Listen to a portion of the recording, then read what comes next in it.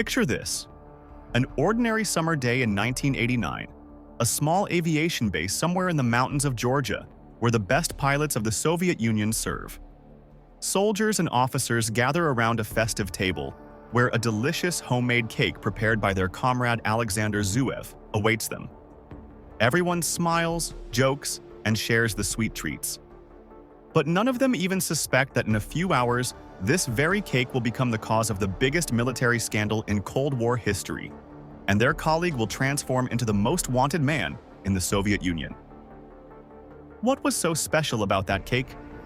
And why, just a few hours after consuming it, would the entire Soviet air defense system spring into action, trying to stop a single man flying toward his destiny at speeds exceeding 2,000 kilometers per hour? To understand the magnitude of what happened, we need to go back several months earlier, when Captain Alexander Zuyev conceived a plan that seemed absolutely insane. This man wasn't an ordinary deserter or traitor. He was one of the best pilots in the Soviet Air Force, a person entrusted with the most secret military equipment of that time. Behind the controls of a MiG-29, he had spent hundreds of hours knowing every detail of this machine, every capability and every weakness. But Zuyev had one problem. He could no longer live in a system that was suffocating him. Every day of service became torture for him. Every command from his superiors caused internal protest. He saw how the Soviet system turned people into robots, how it destroyed their dreams and ambitions. And most importantly, he saw that this system was doomed to fail. The first doubts about the Soviet system appeared in Zuyev while he was still studying at flight school. The young cadet saw how commanders said one thing but did something completely different. He observed corruption among senior officers, how career advancement depended not on professionalism, but on political loyalty and personal connections. When Zuyev first sat behind the controls of a MiG-29, he felt incredible excitement from the power of this machine. The aircraft was truly a genius creation of Soviet designers, an embodiment of the finest achievements in aviation science. But at the same time, he understood that all this power served a system he increasingly hated. Zuyev found the limitations of his worldview particularly painful. Soviet pilots received only the information that the party allowed. No foreign publications, no independent news sources, no alternative view of the world. He understood that he lived in an information vacuum, but could do nothing about it. The turning point came with a meeting with an American diplomat during an official reception in Tbilisi. Zuyev was present as one of the representatives of the military elite, but the conversation with the foreigner opened his eyes to many things.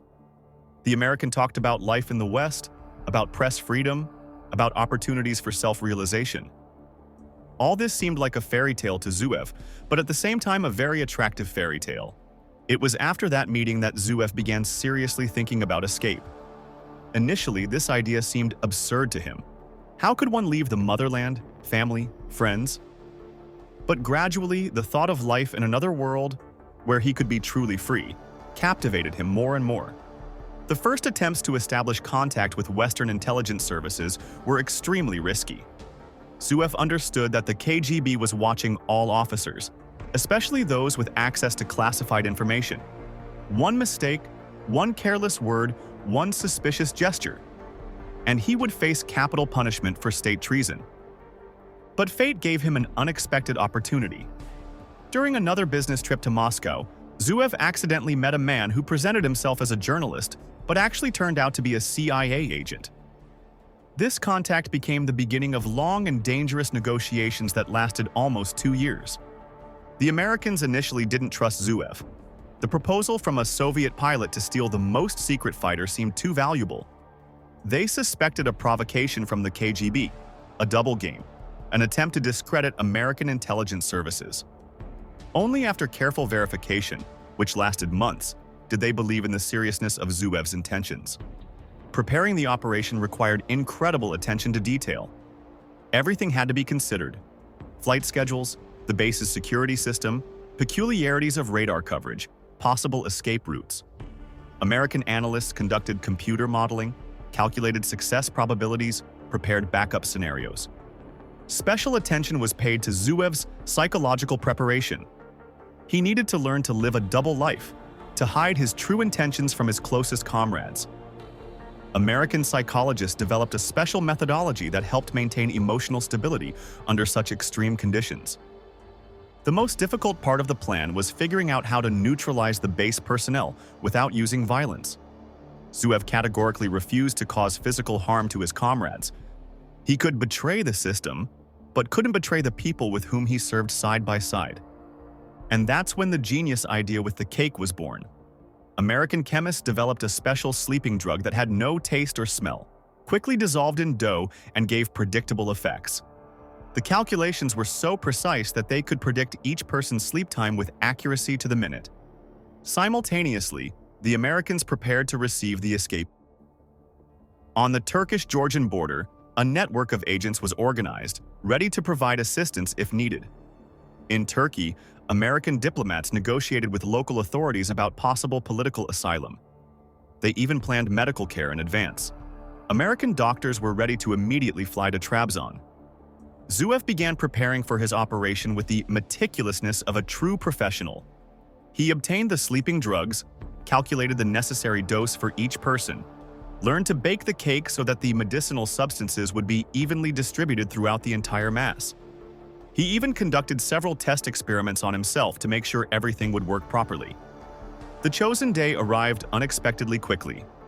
Zuyev woke up in the morning with the feeling that this was the last day of his life in the Soviet Union, or the last day of his life altogether. He knew that if something went wrong, he faced a tribunal and execution for state treason. Zuyev spends the last hours before the operation in a strange emotional state. On one hand, he feels incredible tension. So many months of preparation, so many risks, so many people counting on the operation's success. On the other hand, he feels a strange lightness. Finally, everything will be decided. Finally, he'll find out if he can realize his dream of freedom. The cake turned out perfect. Zuyev carefully mixed the dough, added the right amount of sleeping drug, beautifully decorated it with cream and fruits. It looked absolutely ordinary. Nothing betrayed its deadly secret. When Zuyev brought the cake to the barracks, he was greeted with enthusiasm. Soviet military personnel could rarely afford such delicacies, so the appearance of a homemade cake became a real event. Zuyev's comrades joked, asked what the occasion was for such a treat, thanked him for his care. Zuyev smiled and distributed pieces of cake, carefully ensuring that everyone received their portion. Inside, everything trembled with tension, but outwardly he remained absolutely calm. Years of training as a fighter pilot had taught him to control his emotions, even in the most extreme situations. The most frightening moment was when one of his comrades began to suspect something unusual. Senior Lieutenant Petrov, an experienced officer, noticed Zuyev's somewhat nervous behavior. He began asking questions. Why a cake specifically today?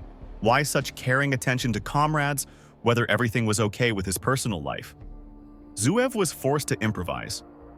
He told a made-up story about a letter from his mother, about a family celebration he wanted to mark together with his combat comrades. Petrov seemed to believe him, but Zuyev noticed that he ate the cake with certain caution, as if still suspecting something. The waiting was the most difficult part of the plan. Zuyev sat with his comrades, maintained conversation, laughed at their jokes, while counting minutes. The sleeping drug was supposed to take effect approximately 30 to 40 minutes after consumption. Each minute seemed like an eternity. Conversations in the barracks revolved around typical military topics: upcoming exercises, leave, equipment problems. Someone talked about a letter from a girlfriend. Someone complained about young soldiers' behavior. Zuyev participated in these conversations, but his thoughts were completely elsewhere. Gradually, Zuyev's comrades began yawning, complaining about fatigue. Someone joked that the cake turned out too filling. Someone else said that after such a treat, one wanted to sleep. Zuyev maintained the conversation, but his heart was beating like crazy. The first signs of the sleeping drug's effect became noticeable after half an hour. People became less active in conversations, began yawning more frequently. Some even laid their heads on the table. Zuyev tried to maintain a cheerful atmosphere, told jokes, suggested playing cards. But gradually, activity in the barracks faded. One by one, people began falling asleep. At first, it looked natural. After a difficult day and a hearty dinner, Sleepiness seemed quite logical. But when the last man fell asleep, Zuyev understood. His plan had worked. The last to fall asleep was that same Lieutenant Petrov who had suspected foul play. He fought sleep longer than everyone else, even tried to get up and go outside for fresh air. But the sleeping drug proved stronger than his will. When he finally fell asleep, Zuyev felt enormous relief. Now he had a maximum of 2 to 3 hours while the sleeping drug would work. Time was counting in seconds. Zuyev quickly changed into flight gear, took the necessary equipment, and headed to the hangar. His heart was beating so loudly that it seemed to him it could be heard throughout the entire base. Every step could be his last. If someone from security turned out to be unaffected by the sleeping drug, or if the drug's effect ended earlier than he calculated. The road to the hangar seemed endless. Zuyev tried to walk at a normal pace to avoid attracting attention, but every second was worth its weight in gold. He saw how the guards also began showing signs of sleepiness. Obviously, they too had tasted the cake during their evening rounds of the barracks. At the hangar entrance stood a young sergeant who seemed unaffected by the sleeping drug. Zuyev froze. Had the plan failed at the last minute? But when he approached closer, it turned out the sergeant was simply dozing while standing, leaning on his rifle. When he saw his aircraft, his breath caught. This machine was the embodiment of Soviet military might, one of the most advanced fighters in the world. And now it was to become his ticket to freedom.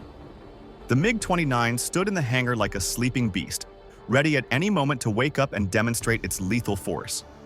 Zuyev knew every bolt of this machine, every peculiarity. He had been flying this particular aircraft for 3 years and knew all its quirks and advantages. The pre-flight check lasted an eternity. Zuyev was forced to restrain himself to avoid rushing. One mistake could cost him his life. But at the same time, he understood that time was passing, and soon the base would wake up. Every detail of the pre-flight check took on special significance. Zuyev checked fuel levels, engine condition, navigation system functionality. He knew that ahead of him lay a long and dangerous flight, and the aircraft had to be in perfect condition. He paid special attention to the ejection system. Zuyev understood that if Soviet fighters still caught up with him and shot down the aircraft, the ejection seat could become his only chance for salvation. He carefully checked all connections, made sure the parachute system was working properly. The engine startup went without problems. The MiG-29 roared, ready for flight. Zuyev felt adrenaline filling his body. Now the most difficult part of his plan was beginning. The sound of jet engines woke several soldiers in the neighboring barracks. But they thought it was a routine night flight. Such things sometimes happened as part of training programs. No one paid particular attention to it. Zuyev brought the MiG out of the hangar and directed it to the runway. His hands trembled with excitement, but he forced himself to concentrate. Ahead lay the most responsible part of the operation, the flight to the Turkish border. The runway seemed endlessly long. The aircraft accelerated, and with each second the ground remained farther and farther below. When the MiG lifted off the ground, Zuyev felt an enormous weight fall from his soul. He had done it. He was in the sky. He was free. The first minutes of flight were the happiest of his life. Zuyev felt incredible euphoria from realizing that he had finally broken free from the Soviet system. The aircraft raced through the night sky, leaving behind his entire past life. But the euphoria didn't last long. Zuyev knew the most difficult part lay ahead. The Soviet air defense system was one of the most effective in the world, and now it would turn against him. He flew at low altitude, trying to avoid detection by radars. The MiG-29 raced over the night Caucasian landscape at speeds exceeding 1,000 kilometers per hour. Zuyev knew the route by heart. Months of preparation hadn't been in vain. The first reports about an unauthorized takeoff reached Air Defense Command 15 minutes after Zuyev's MiG disappeared from base radar screens. The reaction was immediate and harsh. The duty air defense officer was awakened by a phone call at 3 in the morning. At first, he thought it was a mistake or a training alert. But when the content of the message reached him, he understood the magnitude of the catastrophe. A Soviet fighter was flying toward the NATO border, and contact with the pilot was impossible via radio. Throughout the southern military district, an alert sounded. Dozens of fighters took to the sky with one goal: to stop the escapee. Command understood. If the MiG-29 fell into the hands of Western intelligence services, it would become a catastrophe for the Soviet military industry. Air Defense Commander of Transcaucasia, General Ivanov, personally directed the interception operation. He understood that the success of this operation depended not only on his career, but on the security of the entire country. Orders followed one after another. Raise all available fighters, activate all radar stations, establish contact with the pilot at any cost. Zuyev flew over the Black Sea, trying to stay as low as possible to avoid detection by radars. He knew every feature of his aircraft, every capability, and now this knowledge had to save his life. The flight over the sea was particularly dangerous. Zuyev flew practically over the waves themselves, risking crashing into the water from the slightest mistake in control. But this was the only way to avoid detection by coastal radars. When Soviet interceptors appeared on the horizon, Zuyev's heart stopped. He understood that command had given the order to shoot him down at any cost. For Soviet authorities, it was better to destroy the aircraft along with the pilot than allow it to fall into enemy hands. The first to spot him were two MiG-23s patrolling the airspace over the sea. The pilots of these aircraft received a clear order: force the escapee to return or destroy him. There was no third option. The aerial chase that began over the Black Sea was like a scene from the best Hollywood action movies. Zuyev's MiG-29 raced at maximum speed, maneuvering between clouds, trying to break away from pursuers. Behind him chased the best pilots of the Soviet Air Force, people who had received orders to eliminate their former comrade. The radio waves filled with shouts from dispatchers and pilots. Command tried to establish contact with Zuyev, promised him forgiveness if he returned. But Zuyev knew this was a trap. After returning, only capital punishment awaited him. The interceptors tried to surround the MiG-29, force it to land at the nearest Soviet base. But Zuyev was a better pilot than most of them and knew his aircraft like no one else. He used every advantage of the MiG-29, every technical feature. The first shots rang out when less than 100 kilometers remained to the Turkish coast. One of the Soviet fighters opened fire, trying to bring down Zuyev's aircraft. Shells flew past the pilot's cabin, and Zuyev felt terror overwhelm him. The second volley proved more accurate. One of the shells hit the MiG-29's wing, damaging the hydraulics. Zuyev felt sharp pain in his arm. Shrapnel had wounded his limb. Blood flooded the cabin, and the aircraft began losing control. But Zuyev didn't give up. Years of training, hundreds of hours of flights in extreme conditions allowed him to maintain control of the damaged machine. He understood. If he gave up now, everything would be in vain. The aircraft shook from damage, systems failed one after another. Zuyev was losing consciousness from blood loss, but continued piloting. The Turkish coast was already close. He needed to hold on for just a few more minutes. Zuyev saw Soviet interceptors turning back. They couldn't violate NATO airspace. He had managed to do it. He had reached territory where Soviet power could no longer touch him. Landing at Trabzon airport became a real test of Zuyev's professionalism. The damaged aircraft barely obeyed controls. The hydraulic system was failing, and the pilot himself was losing consciousness from blood loss. But he managed to land the MiG-29, though not without adventures. Trabzon airport wasn't prepared to receive a military fighter. Controllers frantically tried to clear the runway while the MiG-29 approached for landing. The aircraft touched the concrete at tremendous speed, traveled almost the entire strip, and stopped only a few meters from the end. When Turkish military surrounded the aircraft, Zuyev understood that his life in the Soviet Union had ended forever. Ahead lay an unknown future, a new life, a new identity. After several days of tense negotiations, Turkish authorities made a compromise decision. They returned the MiG-29 aircraft to the Soviet Union, but only after American specialists had thoroughly examined it. The Turks handed Zuyev over to the United States, recognizing his right to seek political asylum. In the United States, Zuyev received new citizenship and began cooperating with American military structures. He provided information about the organization of Soviet Air Force, pilot training systems, and peculiarities of MiG-29 operation. At the height of the Cold War, this knowledge was extremely valuable to the Pentagon. In 1992, he published memoirs known as Fulcrum, a Top Gun: Pilot's Escape from the Soviet Empire.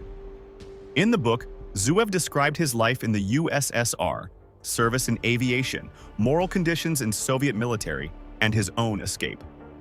The publication resonated in the USA and Europe, as it was the first detailed revelation of the inner world of a Soviet pilot and service conditions in the Army. However, life in the West wasn't peaceful for him. He tried to integrate, engaged in aviation, and continued flying light aircraft. On June 10, 2001, Zuyev tragically perished in the USA. His aircraft suffered engine failure during a flight near Seattle. He attempted to make an emergency landing on a highway, but the plane crashed into a car. Zuyev himself perished on the spot, but the car's driver and passengers survived. He was only 39 years old,